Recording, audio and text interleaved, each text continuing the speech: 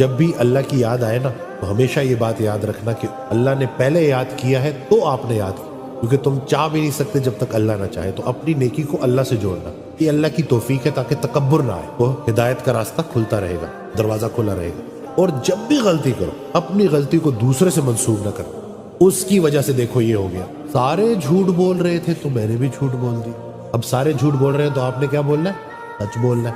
اسی طرح سے دوسروں کی گناہ کی اکثریت آپ کے گناہ کی دلیل نہیں بن سکتی۔ شیطان نے بھی تو یہی کیا تھا کہ اس نے بعد میں جب وہ کنورسیشن ہوئی، اس کا مفہوم ہے کہ جب اس نے سجدہ سے منع کر دیا، اللہ نے جب اس کو حکم دیا کہ سجدہ کرو، اسے سجدہ نہیں کیا، تو بعد میں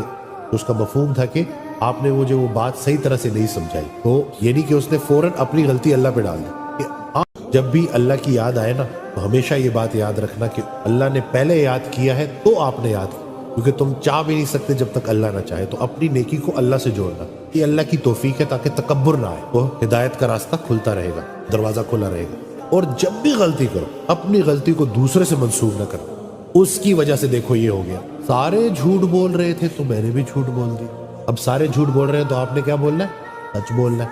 اسی طرح سے دوسروں کی گناہ کی اکثریت آپ کے گناہ کی دلیل نہیں بن سکتی۔ شیطان نے بھی تو یہی کیا تھا کہ اس نے بعد میں جب وہ کنورسیشن ہوئی، اس کا مفہوم ہے کہ جب اس نے سجدہ سے منع کر دیا، اللہ نے جب اس کو حکم دیا کہ سجدہ کرو، اسے سجدہ نہیں کیا، تو بعد میں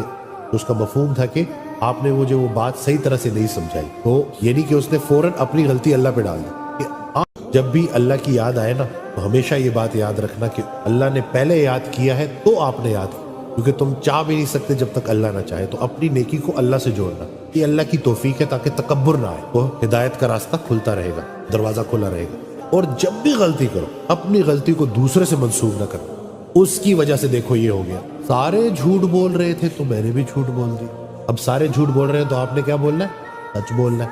اسی طرح سے دوسروں کی گناہ کی اکثریت آپ کے گناہ کی دلیل نہیں بن سکتی۔ شیطان نے بھی تو یہی کیا تھا کہ اس نے بعد میں جب وہ کنورسیشن ہوئی، اس کا مفہوم ہے کہ جب اس نے سجدہ سے منع کر دیا، اللہ نے جب اس کو حکم دیا کہ سجدہ کرو، اسے سجدہ نہیں کیا، تو بعد میں اس کا مفہوم تھا کہ آپ نے وہ بات صحیح طرح سے نہیں سمجھائی، تو یہ نہیں کہ اس نے فوراً اپنی غلطی اللہ پہ ڈال دی۔